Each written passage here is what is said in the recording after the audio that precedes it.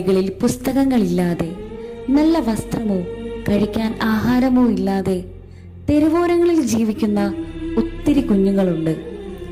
കണക്കുകളുടെ അടിസ്ഥാനത്തിൽ പറയുകയാണെങ്കിൽ ഇന്ത്യയിൽ 10 മില്യൺ കുട്ടികളാണ് അവരുടെ വിദ്യാഭ്യാസ കാലഘട്ടത്തിൽ ജോലി ചെയ്ത് വിശപ്പടക്കുന്നത്.